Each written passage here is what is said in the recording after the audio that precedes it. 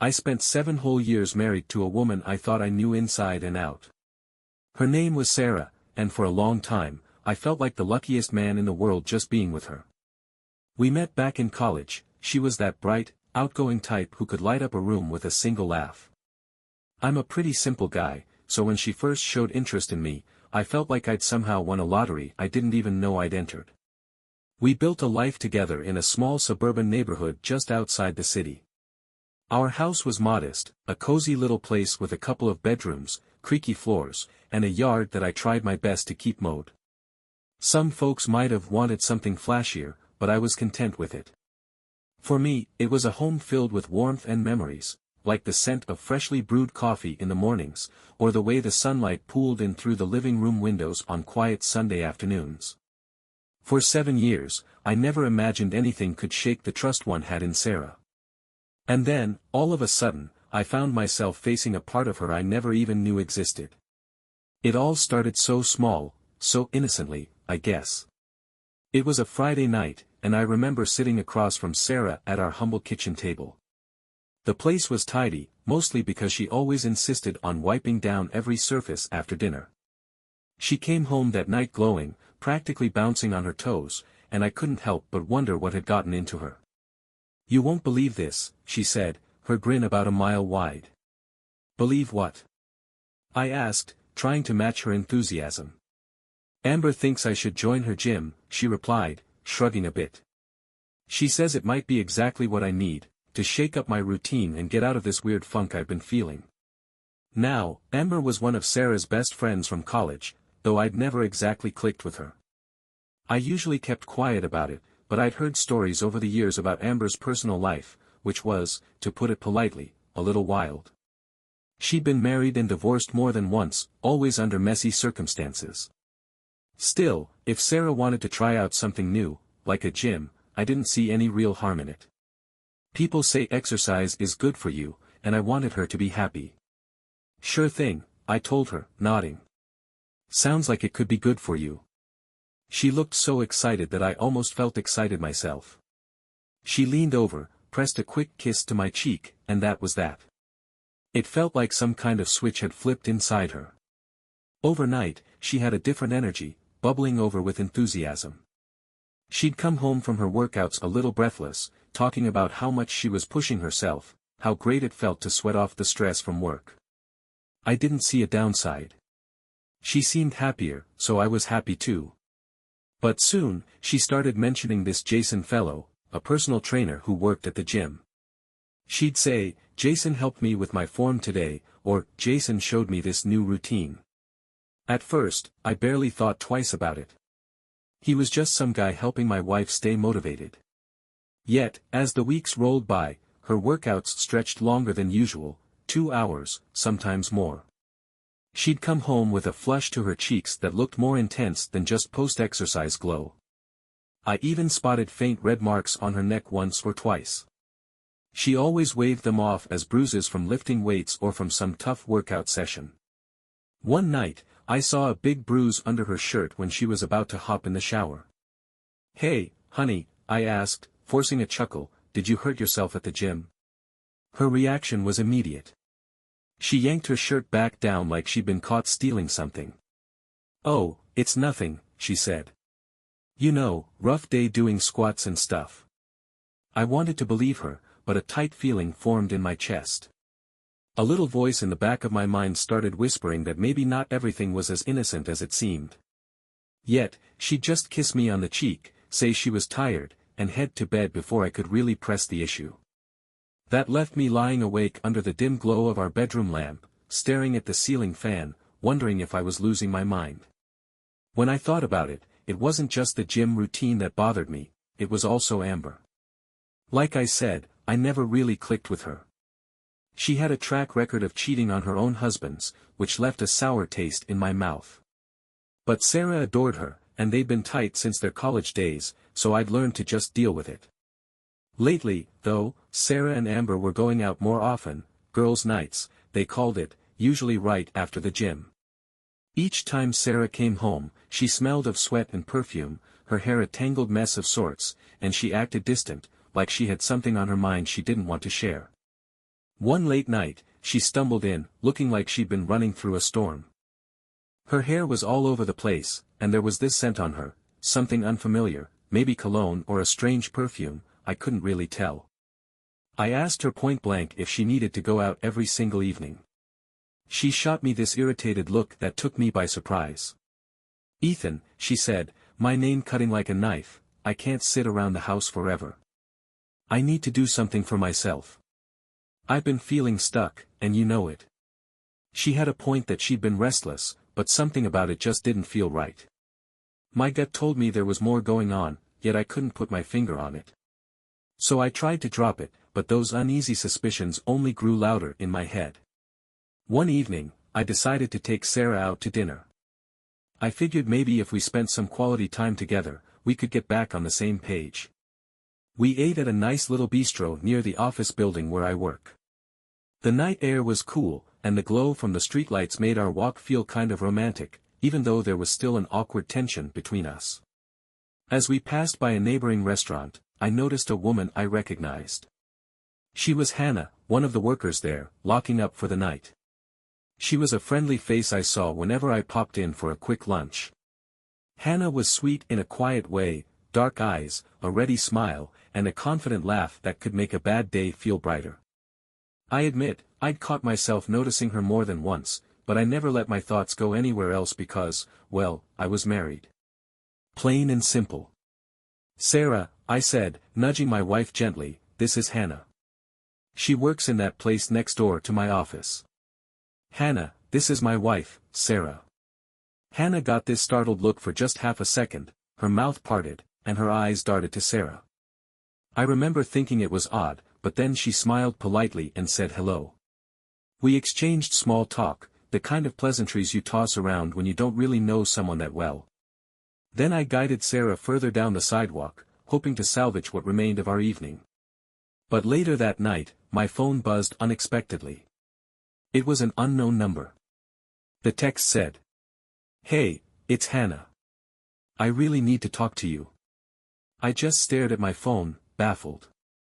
I couldn't figure out how she'd gotten my number, and I definitely didn't understand why she was texting me now. I quickly typed back, telling her it wasn't appropriate for her to contact me, that I was married, and we should leave it at that. A minute later, she replied again. "Please, Ethan. I'm sorry, but there's something important you need to know about your wife." My stomach turned ice cold. Against my better judgment, I asked what was going on. She insisted we talk in person, somewhere private, saying she couldn't explain it all in a text. The very next day, I agreed to meet Hannah at a small coffee shop just a few blocks from my office. I was nervous, I kept fiddling with the collar of my jacket, looking around like I was waiting for a thunderbolt to strike. She was there ahead of me, sitting at a corner table, her posture tense and her eyes scanning the room until she spotted me. "Thanks for coming," she said quietly, almost breathless with anxiety. "Hannah," I began, keeping my tone low, "I don't know what this is about, but I'm not comfortable with all this secrecy. I love Sarah, and I don't want anyone getting the wrong idea." She fiddled with her coffee cup and nodded. "I know," she whispered. "But this isn't about me trying to come between you two. It's about something I've seen, something you deserve to know." My heart pounded so hard I thought she might hear it. I tried to keep my face neutral, but my palms started to sweat. "Go on," I said, bracing myself. She explained that she'd seen my wife at the gym. Sarah went there with Amber, but there was also this trainer, Jason, who was way too close to my wife. They were never just doing workouts, they were whispering, touching, sneaking off to corners where they clearly didn't think anyone was watching. And then Hannah dropped the bombshell. "I've seen her kissing him, Ethan." That moment felt like my world imploded. My ears rang, and I had a weird, sinking feeling in my stomach, like I'd swallowed a lead weight. I knew something was off, but this was the solid confirmation I never wanted. I needed proof, something undeniable. So I took a drastic step, I set up hidden cameras in my house. Felt like a sneaky, underhanded thing to do, but I had to see the truth with my own eyes. I made it seem like I was heading out of town on business. I packed a suitcase, told Sarah I'd be gone a couple of days, and checked into a hotel nearby so I could monitor the camera feed on my laptop. That night, with the screen glaring in the dim light of the hotel room, I saw the final blow to my trust. Jason showed up at my front door, and Sarah welcomed him in like it was the most natural thing in the world. They laughed and headed upstairs, their hands all over each other. Soon enough, I heard the unmistakable sounds of them in the bedroom. My heart pounded in my ears as I watched her run her fingers through his hair, her eyes full of a desire I hadn't seen from her in a long time. I was already shaking, my vision going in and out of focus. But then I heard her say something that shattered me completely. "Oh, Jason, it's so big. You're so much bigger than my husband." I snapped my laptop shut so hard I nearly broke it. My breath came out in ragged bursts, and my hands trembled. I couldn't think straight, my whole body felt like it was burning from the inside. Without even a moment to calm down, I jumped into my truck and sped all the way back home. By the time I burst through the front door, I was sweating and shaking, more furious than I'd ever been in my life. I ran straight upstairs and slammed our bedroom door open. There they were, Sarah and Jason, tangled in bed sheets I had once believed were reserved for the love between me and my wife. Sarah turned pale as a ghost. "Ethan," she gasped. I thought you were out of town."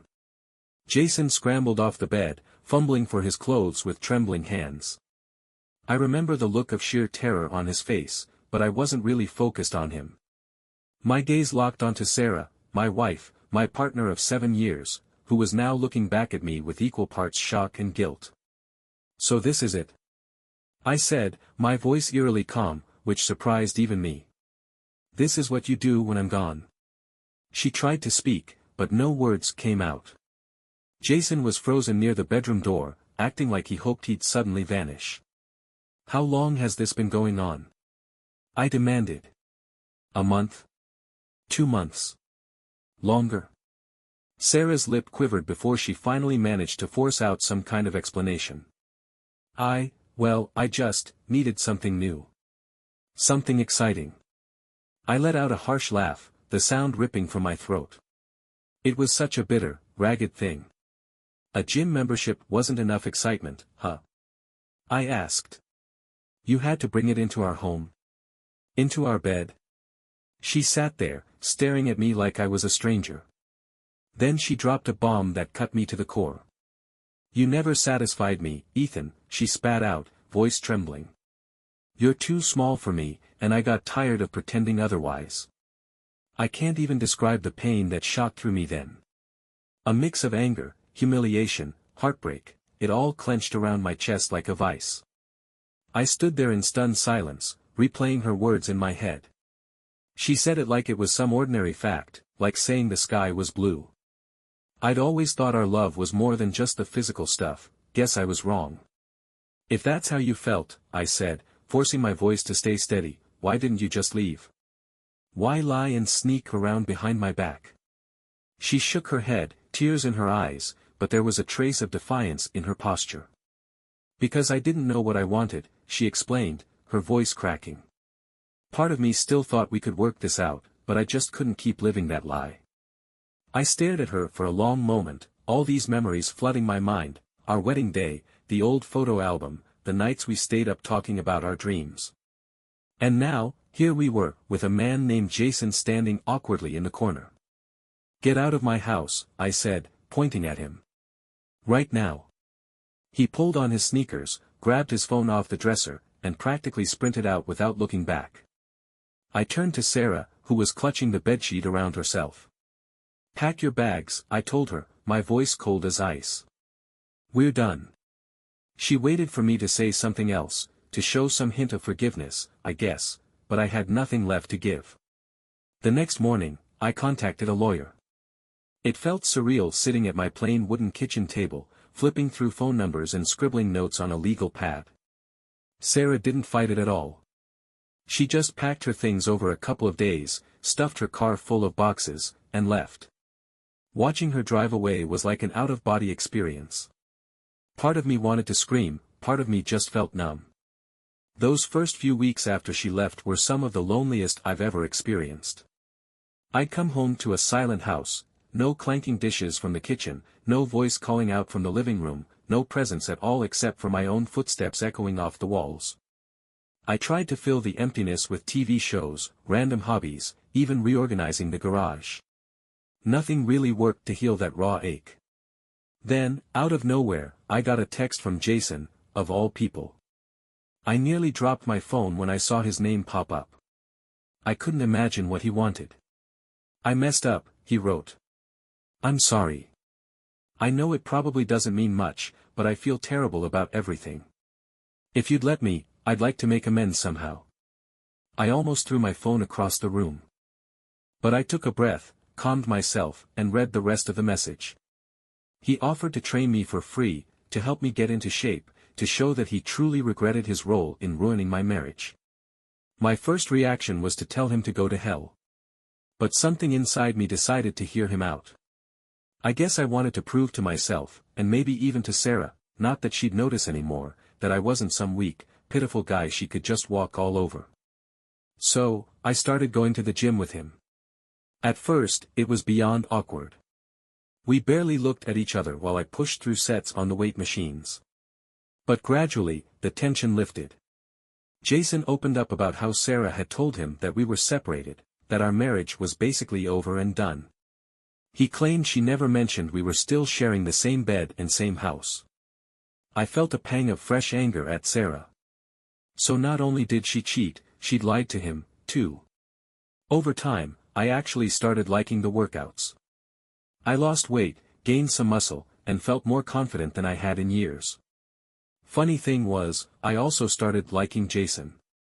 Don't get me wrong, I'd never fully trust the guy who fooled around with my wife, but I could see that he wasn't the pure villain I'd painted him to be. He had regrets, and I could respect that. Meanwhile, I kept bumping into Hannah here and there, usually when I grabbed lunch near my office or took a quick coffee break. We'd talk about little things at first, my job, her plans, stuff about the neighborhood. I realized she was a genuinely kind person, someone who could crack a joke when you were feeling down. And after everything blew up in my face, I appreciated her honesty more than I could put into words. A few times, we ended up sitting together in a coffee shop, sipping cappuccinos while we talked about life. She was the one who urged me to find some healthier ways to cope, maybe see a counselor or dive into a new hobby. She even suggested I might feel better if I adopted a dog or a cat to keep me company at home. It was a strange notion, but strangely comforting, too. Her presence started to feel like a safe haven in a storm. I won't lie, initially, I was terrified of getting close to anyone. My trust had taken a huge hit. But Hannah was patient. She never pressured me.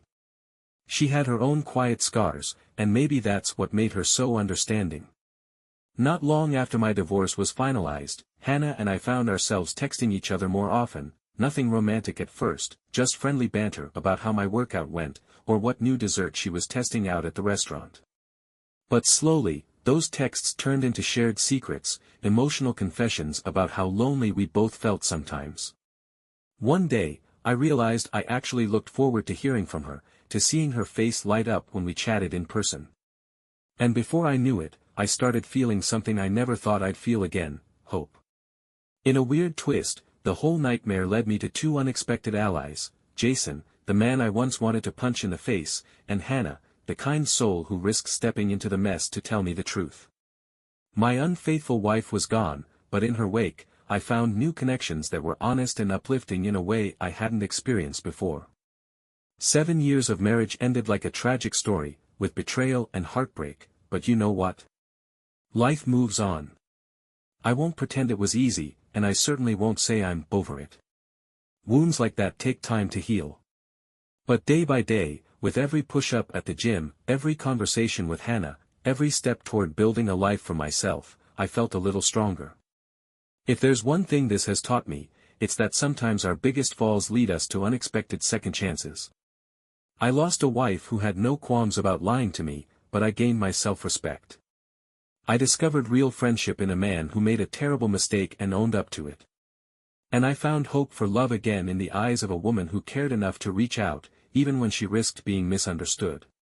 So that's my story, how a terrible betrayal led to a surprising journey of self-discovery. If you're going through something similar, all I can say is, hang in there. Life is funny, and it'll throw you curveballs you never saw coming. But sometimes, those same curveballs lead you to better places than you ever imagined. Thanks for listening to me spill my guts here on Tom's Story. I hope my experience can help someone out there realize they're not alone, and that even when your world falls apart, there's always a chance to start fresh.